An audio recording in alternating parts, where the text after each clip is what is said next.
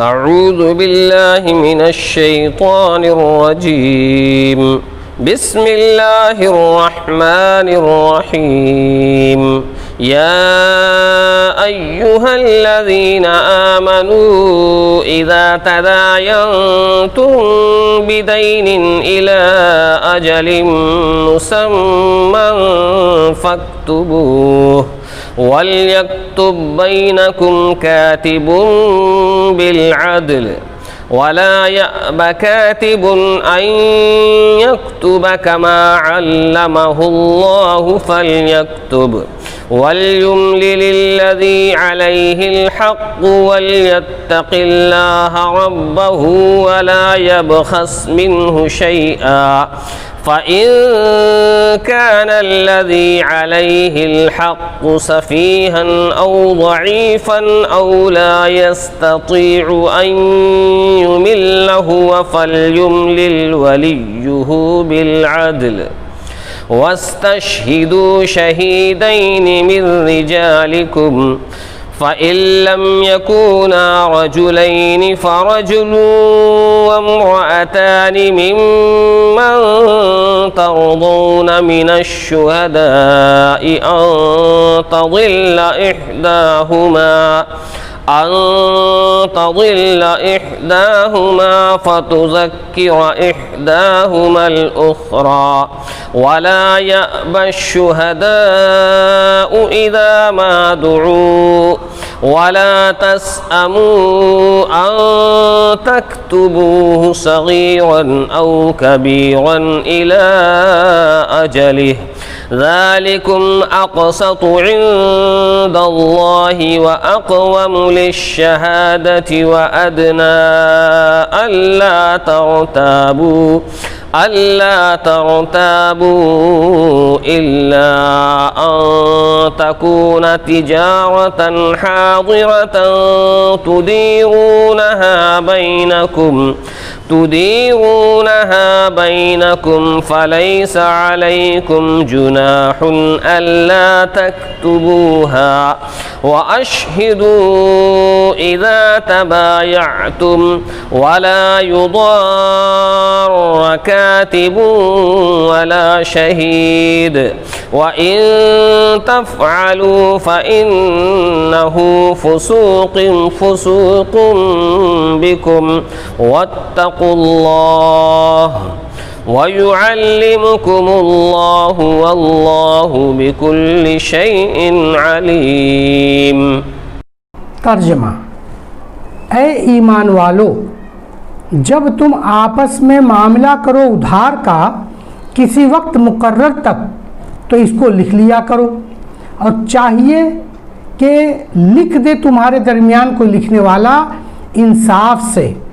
اور انکار نہ کرے لکھنے والا اس سے کہ لکھ دیوے جیسا سکھایا اس کو اللہ نے، سو اس کو چاہیے کہ لکھ دے اور بتلاتا جاوے وہ شخص کہ جس پر قرض ہے، اور ڈرے اللہ سے جو اس کا رب ہے، اور کم نہ کرے اس میں سے کچھ۔ پھر اگر وہ شخص کہ جس پر قرض ہے بے عقل ہے یا ضعیف ہے یا آپ نہیں بتلا سکتا تو بتلا دے کارگزار اس کا انصاف سے، اور گواہ کرو 2 شاہد اپنے مردوں میں سے۔ پھر اگر نہ ہو 2 مرد تو 1 مرد اور 2 عورتیں ان لوگوں میں سے کہ جن کو تم پسند کرتے ہو گواہوں میں، تاکہ اگر بھول جائے ایک ان میں سے تو یاد دلا دے اس کو دوسری، اور انکار نہ کریں گواہ جس وقت بلائے جاویں، اور کاہلی نہ کرو اس کے لکھنے سے، چھوٹا ہو معاملہ یا بڑا، اس کی میعاد تک اس میں پورا انصاف ہے۔ اللہ کے نزدیک اور بہت درست رکھنے والا ہے۔ گواہی کو اور نزدیک ہے کہ شبہ میں نہ پڑو، مگر کہ یہ سودا ہو ہاتھوں ہاتھ لیتے دیتے ہو اس کو آپس میں، تو تم پر کچھ گناہ نہیں اگر اس کو نہ لکھو، اور گواہ کر لیا کرو جب تم سودا کرو۔ نقصان نہ کرے لکھنے والا اور نہ گواہ، اور اگر ایسا کرو تو یہ گناہ کی بات ہے تمہارے اندر، اور ڈرتے رہو اللہ سے، اور اللہ تم کو سکھلاتا ہے، اور اللہ ہر چیز کو جانتا ہے۔ اور اگر تم سفر میں ہو اور نہ پاؤ کوئی لکھنے والا تو گرد ہاتھ میں رکھنی چاہیے،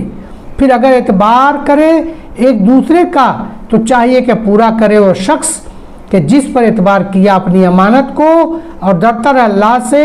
جو رب ہے اس کا، اور مت چھپاؤ گواہی کو، اور جو شخص اس کو چھپا دے تو بے شک گناہ گار ہے دل اس کا، اور اللہ تمہارے کاموں کو خوب جانتا ہے۔ خلاصہ تفسیر: اے ایمان والو، جب معاملہ کرنے لگو ادھار کا، خواہ دام ادھار ہو یا جو چیز خریدنا ہے وہ ادھار ہو، جیسے بی اور سلم میں، ایک میعاد معین تک کے لیے، تو اس کی یادداشت و دستاویز کو لکھ لیا کرو، اور یہ ضرور ہے کہ تمہارے آپس میں جو کوئی لکھنے والا ہو وہ انصاف کے ساتھ لکھے، یعنی کسی کی رعایت کر کے مضمون میں کمی بیشی نہ کرے، اور لکھنے والا لکھنے سے انکار بھی نہ کرے جیسا کہ خدا نے اس کو لکھنا سکھلایا ہے، اس کو چاہیے کہ لکھ دیا کرے، اور کاتب کو وہ شخص بتلا دے اور لکھوا دے جس کے ذمے وہ حق واجب ہو، کیونکہ دستاویز کا حاصل اقرار حق کا ہوتا ہے،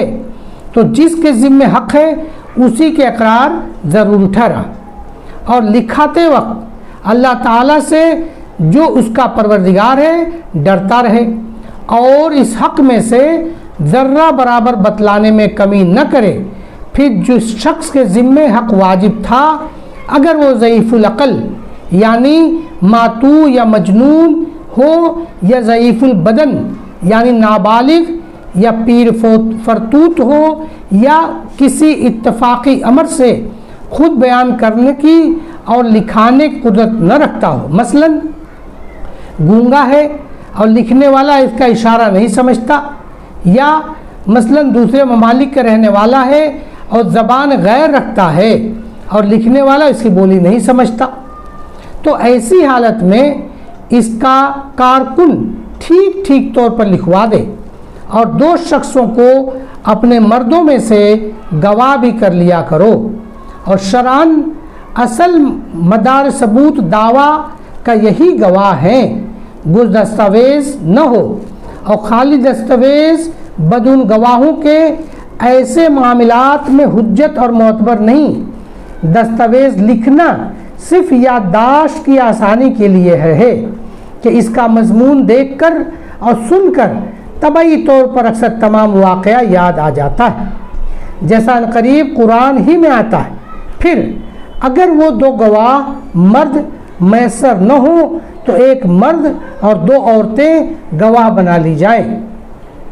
ایسے گواہوں میں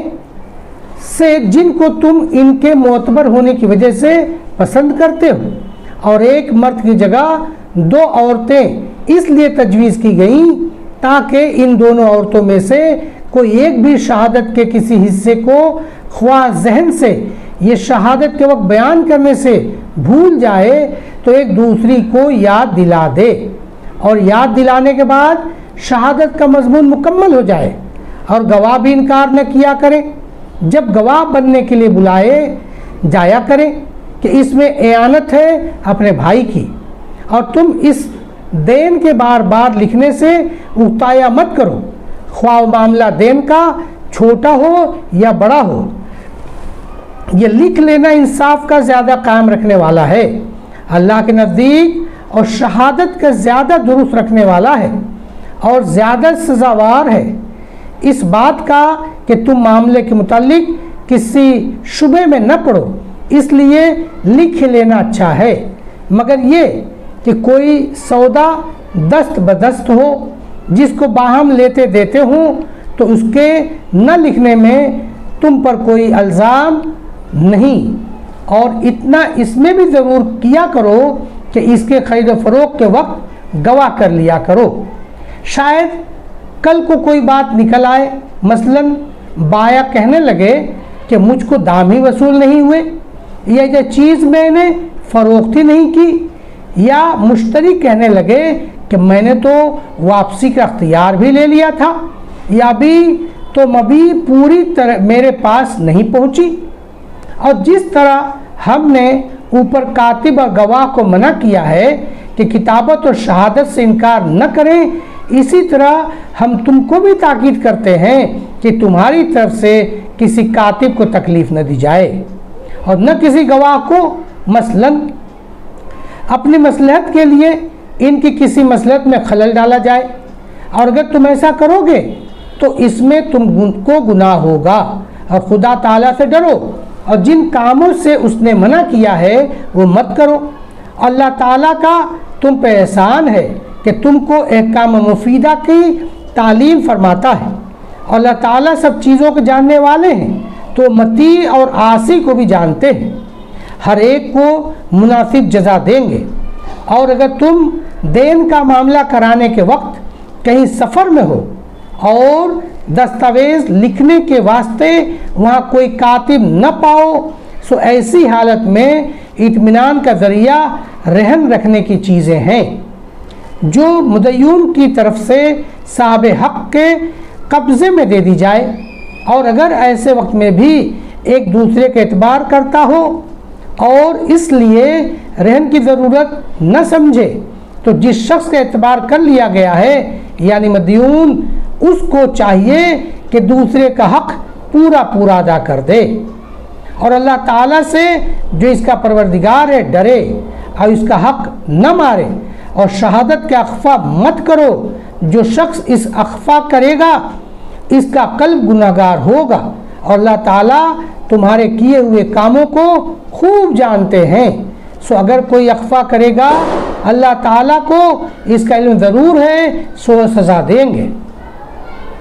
معارف و مسائل، قرض اور ادھار کے لیے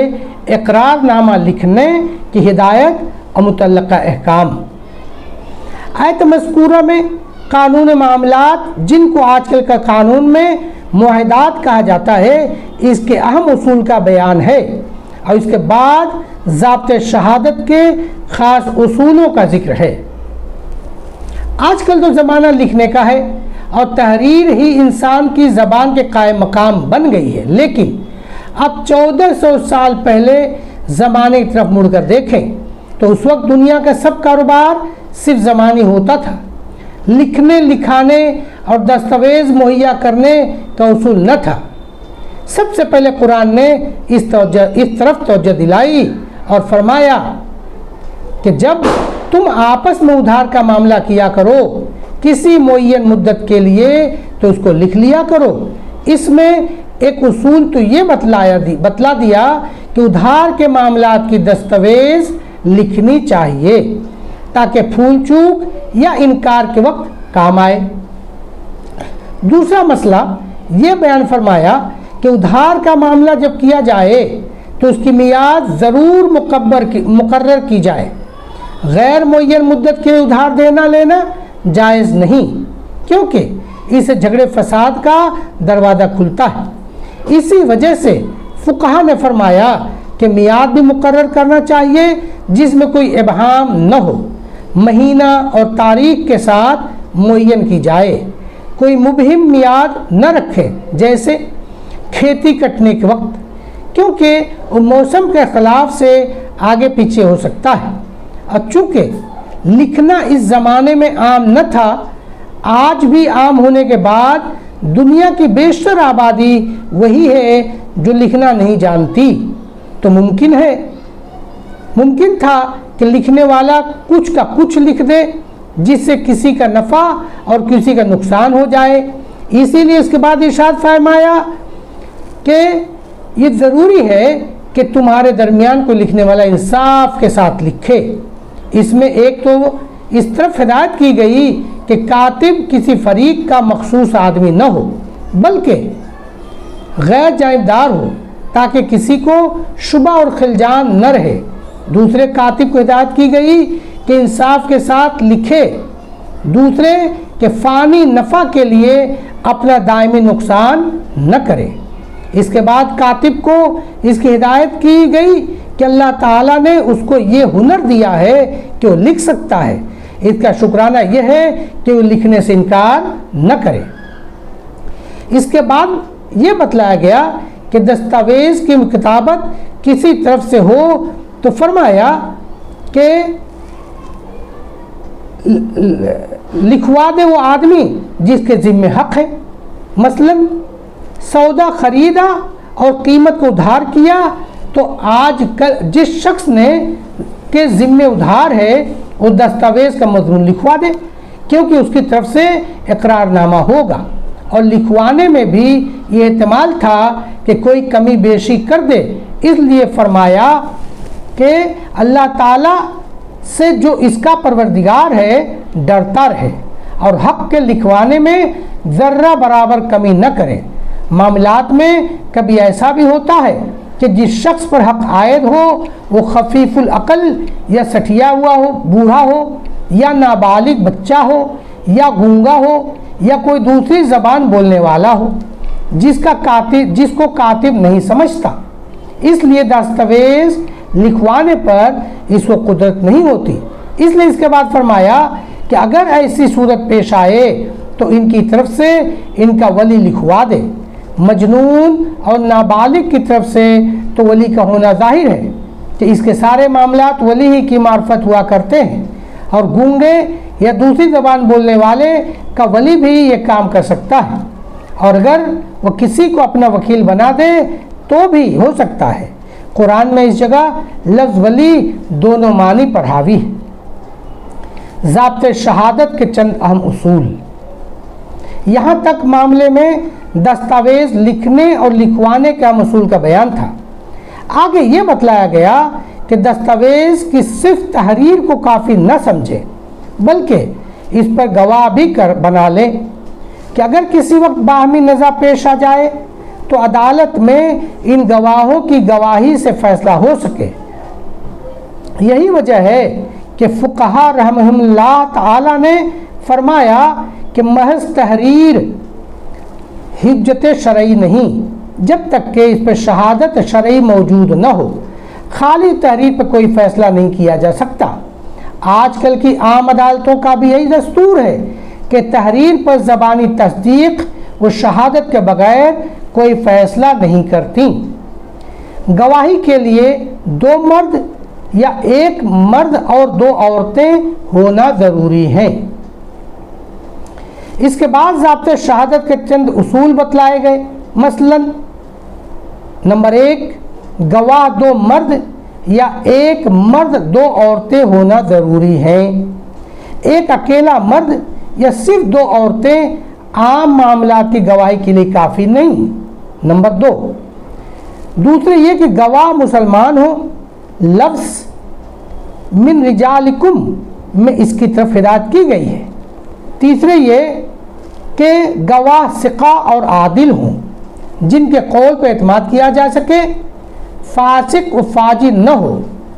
ممن ترضون الشہداء میں حکم مذکور ہے۔ گواہی دینے کے سے بلا عذر شرعی انکار کرنا گناہ ہے۔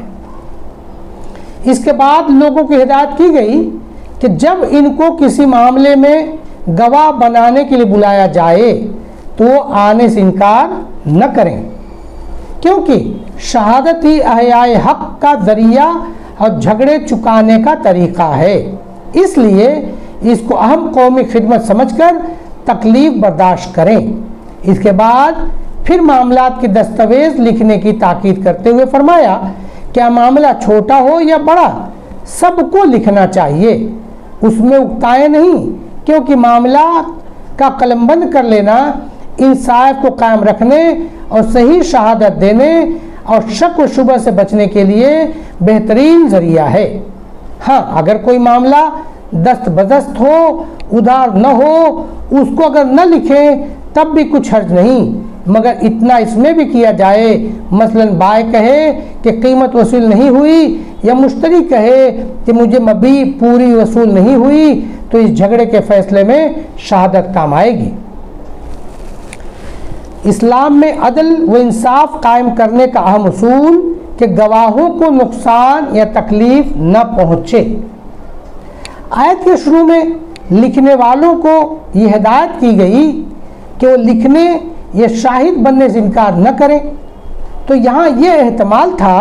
کہ لوگ ان کو پریشان کریں گے، اس لیے آخر آیت میں فرمایا کہ کسی لکھنے والے یا گواہی دینے والے کو نقصان نہ پہنچایا جائے، یعنی ایسا نہ کریں کہ اپنی مصلحت اور فائدے کے لیے ان کی مصلحت اور فائدے میں خلل ڈالے۔ پھر فرمایا وَإِن تَفْعَلُوا أَفَإِنَّهُ فَسُوقٌ بِكُمْ، یعنی اگر تم نے لکھنے والے یا گواہ کو نقصان پہنچایا تو اس میں تم کو گناہ ہوگا۔ اس سے معلوم ہوا کہ لکھنے والے یا گواہ کو نقصان پہنچانا حرام ہے، اسی لیے فقہا نے فرمایا اگر لکھنے والا اپنے لکھنے کی مزدوری مانگے یا گواہ اپنی آمد رفت کا ضروری خرچ طلب کرے تو یہ اس کا حق ہے، اس کو ادا نہ کرنا بھی اس کو نقصان پہنچانے میں داخل اور ناجائز ہے۔ اسلام نے اپنے نظام عدالت میں جس طرح گواہ کو گواہی دینے پر مجبور کیا ہے اور گواہی چھپانے کو سخت گناہ قرار دیا ہے، اسی طرح اس کا بھی انتظام کیا کہ لوگ گواہی سے بچنے پر مجبور نہ ہو جائیں۔ اسی دو طرفہ احتیاط کا یہ اثر تھا کہ ہر معاملے میں سچے بے غرض گواہ مل جاتے اور فیصلے جلد اور آسان حق کے مطابق ہو جاتے۔ آج کی دنیا نے اس قرآنی اصول کو نظر انداز کر دیا ہے تو سارا نظام عدالت برباد ہو گیا ہے۔ واقعے کا اصلی اور سچے گواہ ملنا تقریباً مفقود ہو گیا ہے، ہر شخص گواہی سے جان چرانے پر مجبور ہو گیا۔ وجہ یہ ہے کہ جس کا نام گواہی میں آ گیا، اگر معاملہ پولیس اور فوجداری کا ہے تو روز وقت بے وقت تھاندار صاحب اس کو بلا بھیجتے ہیں اور بعض اوقات گھنٹوں بٹھائے رکھتے ہیں۔ دیوانی عدالتوں میں بھی گواہ کے ساتھ ایسا معاملہ کیا جاتا ہے جیسے کوئی مجرم ہے، پھر روز روز مقدمہ کی پیشیاں بدلتی ہیں، تاریخیں لگتی ہیں، گواہ بیچارہ اپنا کاروبار اور مزدوری اور ذریعہ چھوڑ کر آنے پر مجبور ہے،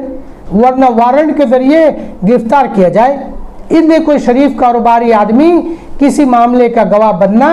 اپنے لیے ایک عذاب سمجھتا ہے اور مقدور بھر اس سے بچنے کے لیے مجبور کر دیا گیا۔ صرف پیشہ ور گواہ ملتے ہیں جن کے ہاں جھوٹ سچ میں کوئی امتیاز نہیں ہوتا۔ قرآن حکیم نے ان بنیادی ضروریات کو اہمیت کے ساتھ بتلا کر ان تمام خرابیوں کا انسداد فرمایا۔ آیت کے آخر میں ارشاد ہے وَاتَّقُوا اللَّهَ يَعَلَّمُكُمُ اللَّهُ وَاللَّهُ بِكُلِّ شَيْءٍ عَلِيمٌ، یعنی ڈرو اللہ سے اور اللہ تعالیٰ تمہیں اصول صحیحہ کی تعلیم دیتا ہے، یہ اس کا احسان ہے اور اللہ تعالیٰ ہر چیز کا جاننے والا ہے۔ چونکہ اس آیت میں بہت سے احکام آئے ہیں، بعض فقہا نے 20 اہم مسائل فقہی اس آیت سے نکالے ہیں، اور قرآن کریم کی عام عادت ہے کہ قانون بیان کرنے سے آگے اور پیچھے خوف خدا اور خوف روز جزا دلا کر لوگوں کے ذہنوں کو تعمیل حکم کے لیے آمادہ کرتا ہے۔ اسی طریقے کے مطابق اس آیت کا خاتمہ خوف خداوندی پر کیا اور یہ بتلایا کہ اللہ تعالیٰ پر کوئی چیز چھپی ہوئی نہیں، اگر تم کسی ناجائز حیلے سے بھی کوئی خلاف ورزی کرو گے تو خدا کو دھوکہ نہیں دے سکتے۔ دوسری آیت میں 2 اہم مضمون بیان فرمائے گئے، ایک یہ کہ ادھار کے معاملے میں اگر کوئی یہ چاہے کہ اعتماد کے لیے کوئی چیز گروی رکھ لے تو اس کی بھی اجازت ہے، مگر اس میں لفظ مقبوضت سے اس طرف اشارہ پایا جاتا ہے کہ شے مرہونہ سے نفع اٹھانا اس کے جائز نہیں۔ مرتہن کو صرف اتنا حق ہے کہ اپنا قرض وصول ہونے تک اس کی چیز پر اپنا قبضہ رکھے اور منافع اس کے سب اصل مالک حق ہے۔ دوسرا مضمون یہ ارشاد فرمایا کہ جس شخص کو کسی نزاعی معاملے کا صحیح علم ہو وہ شہادت کو نہ چھپائے، اور اگر اس نے چھپایا تو اس کا دل گناہگار ہوئے۔ دل کو اس لیے گناہگار فرمایا کہ کوئی شخص اس کو خالی زبان ہی کا گناہ نہ سمجھے، کیونکہ اول ارادہ تو دل ہی سے ہوا، اس لیے اول گناہ دل ہی کا ہے۔ وآخر الدعوانا ان الحمدللہ رب العالمین۔ السلام علیکم ورحمۃ اللہ وبرکاتہ۔ Subscribe now and press the bell icon. Never miss an update.